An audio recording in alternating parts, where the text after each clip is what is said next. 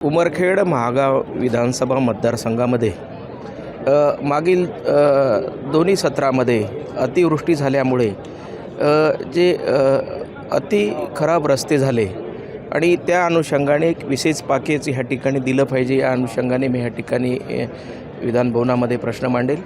त्याचबरोबर त्या ठिकाणी आज रेल्वेचं जाळं विणल्या जात आहे, शक्तिपीठ विणल्या जात आहे, नॅशनल हायवे झाला उमरखेड विधानसभा मतदारसंघातून, म्हणून रोजगाराच्या दृष्टिकोनातून मोठा उद्योग होणं त्या ठिकाणी नितांत गरज आहे।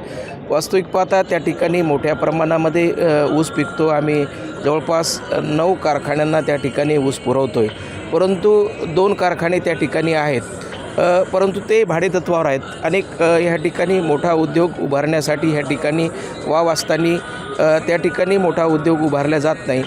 ह्या बाबतीत मी प्रश्न विचारला आणि त्या ठिकाणी मोठा उद्योग उभा राहील ह्या दृष्टिकोनातून पाठपुरावा करेल।